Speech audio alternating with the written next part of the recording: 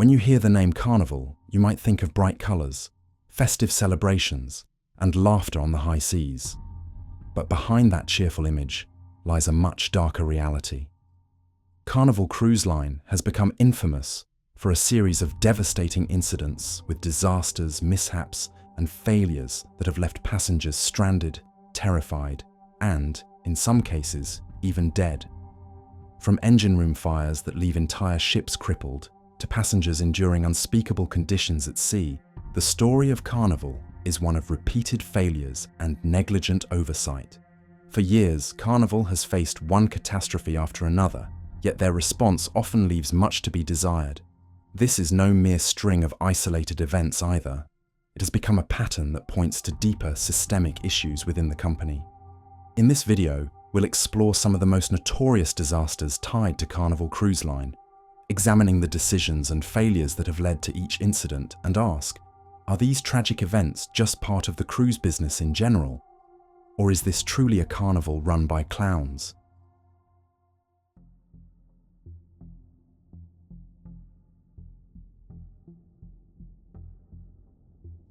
Carnival Cruise Line, with its signature red, white, and blue funnel shaped like a whale's tail, is one of the most recognizable brands on the seas.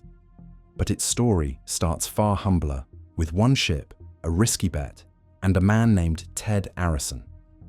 In 1972, Ted Arison, an Israeli-American businessman with a passion for shipping, founded Carnival Cruise Line with a vision to make cruising accessible to the masses. At the time, ocean voyages were still seen as the luxury playground of the rich, with long itineraries, formal evenings, and the heavy scent of old money. Arison wanted something different, a new kind of cruise, one centered on fun, casual entertainment, and affordability. Fun ships designed for middle-class Americans hungry for vacations that felt exotic but approachable.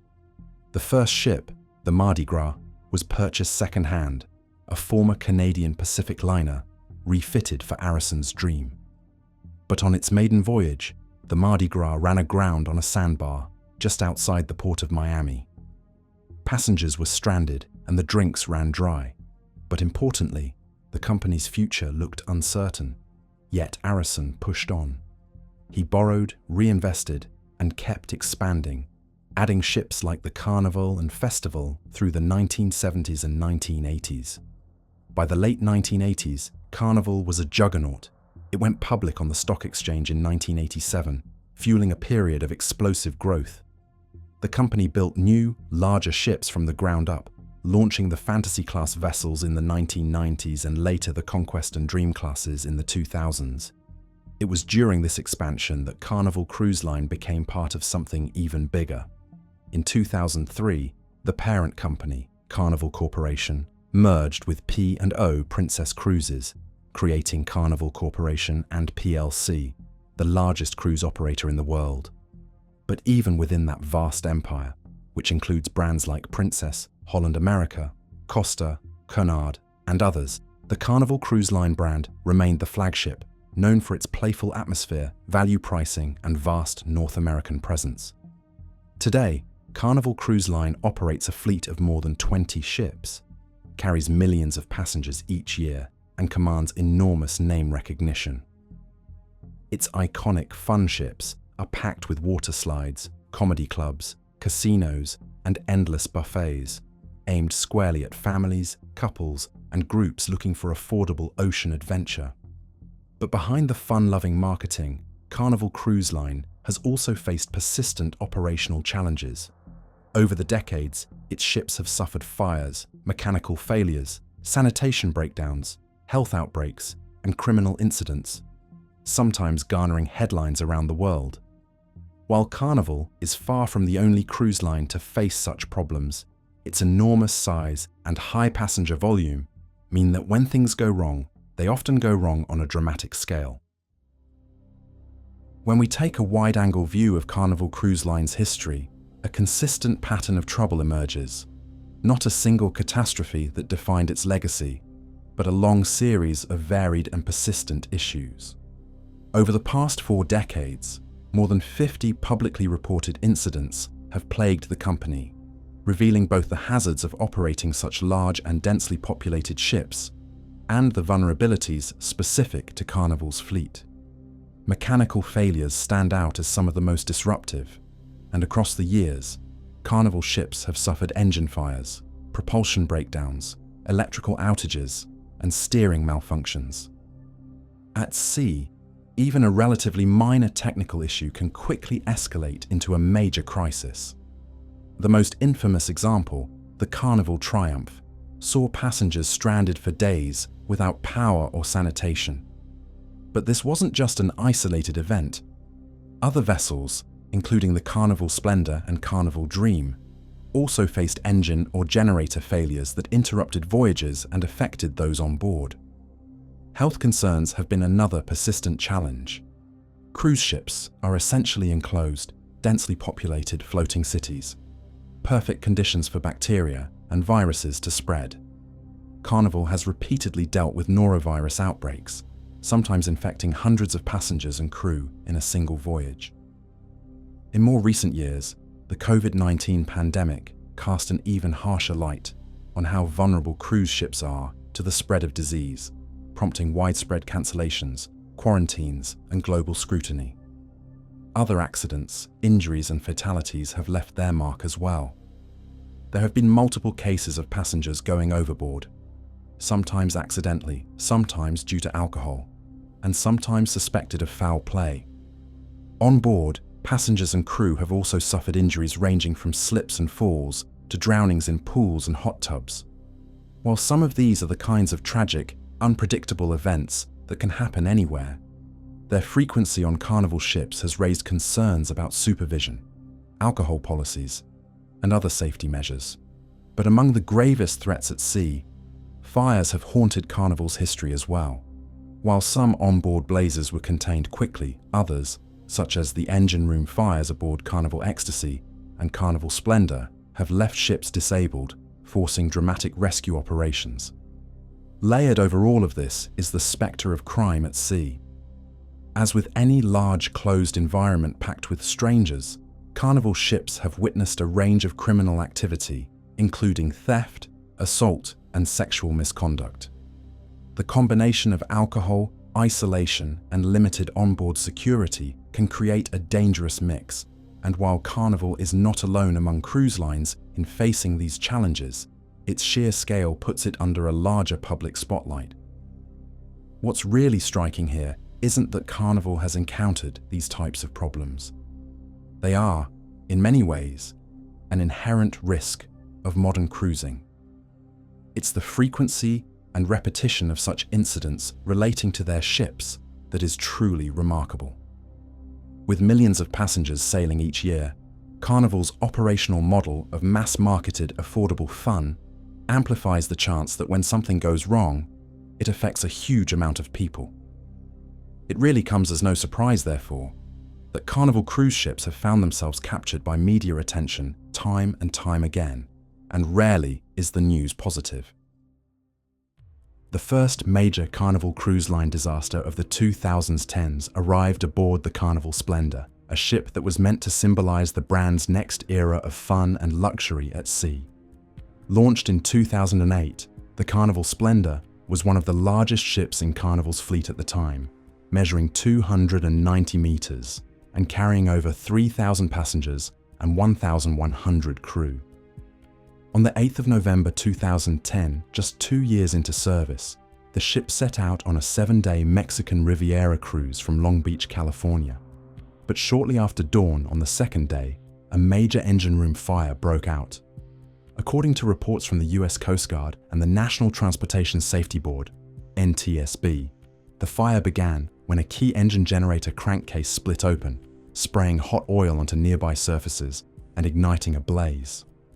Crucially, the bridge crew reset the fire alarms several times before fully activating the high fog water mist suppression system, a delay that allowed the fire to spread and cause more damage than necessary.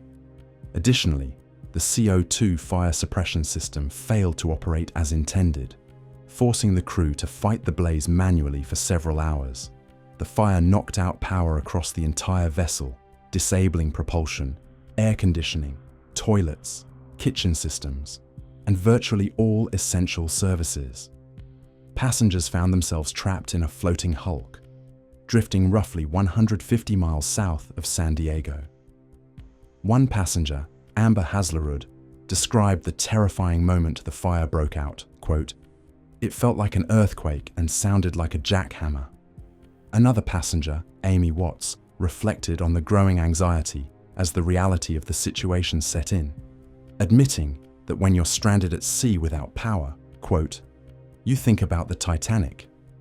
To assist the stranded vessel, the US Navy dispatched the aircraft carrier USS Ronald Reagan, which delivered more than 60 pallets of food, water, and supplies via helicopter.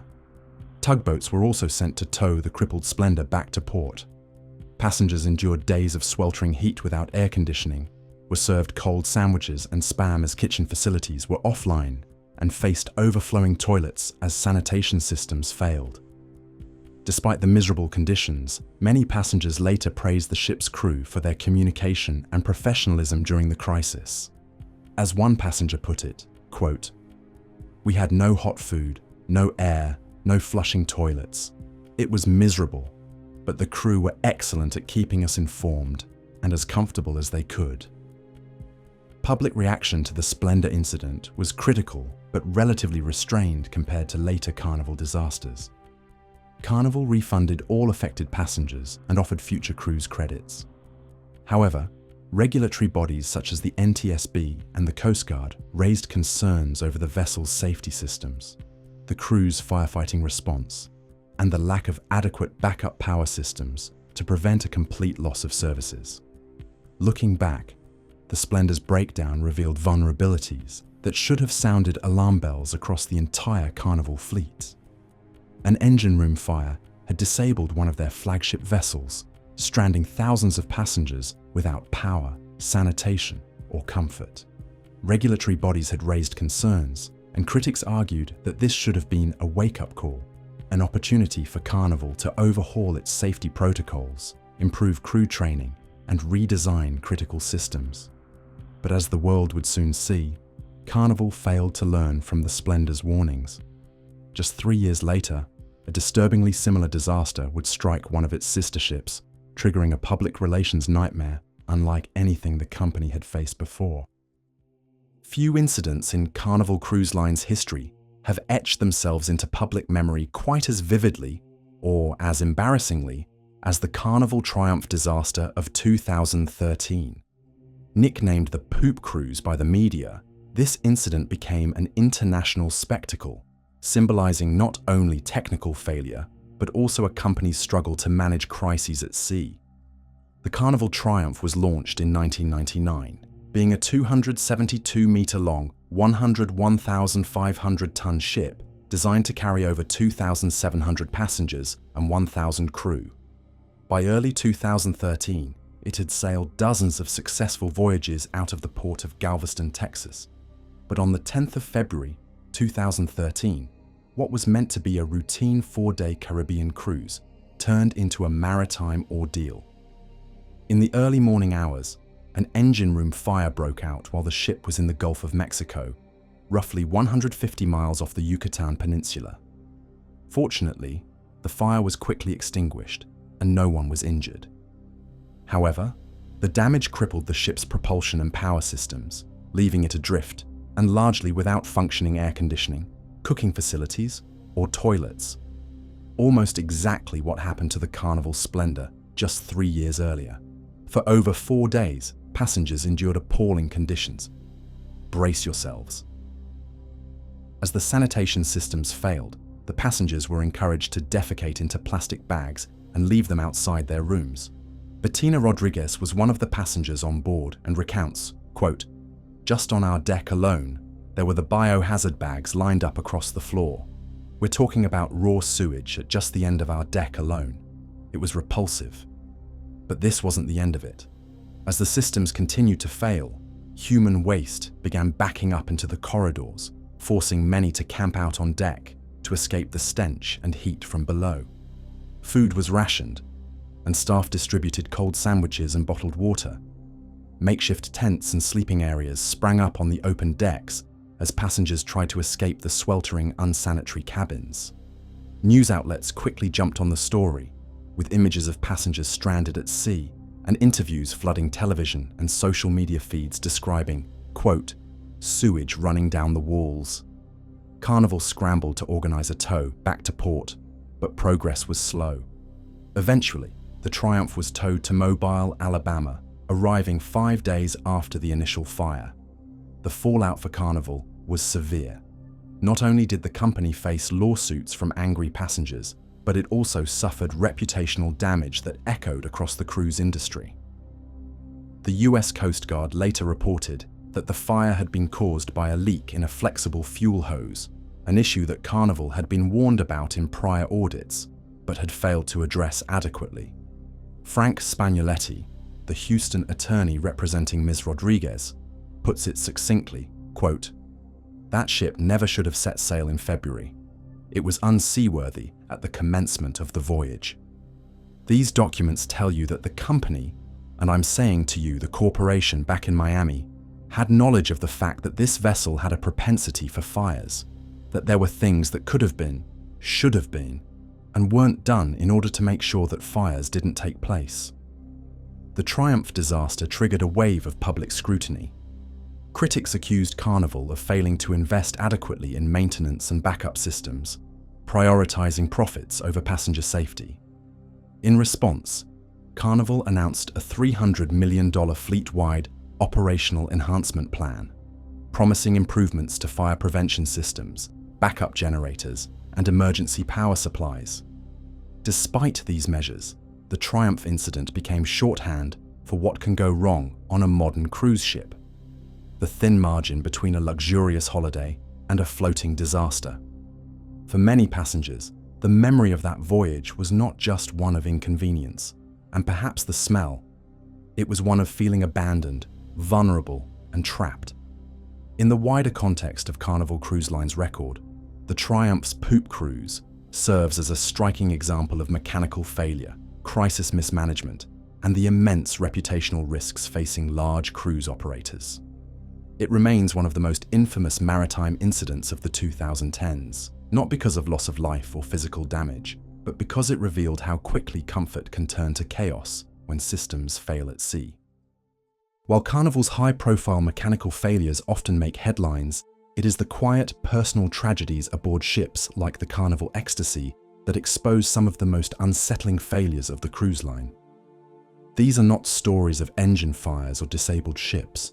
They are stories of individual lives lost, of disappearances, fatal accidents, and crimes. Stories that, over time, have shadowed the Ecstasy's decades of service. Launched in 1991, the Ecstasy carried over 2,000 passengers at a time on tropical getaways. But behind the glossy marketing brochures, the ship became the site of numerous tragic events.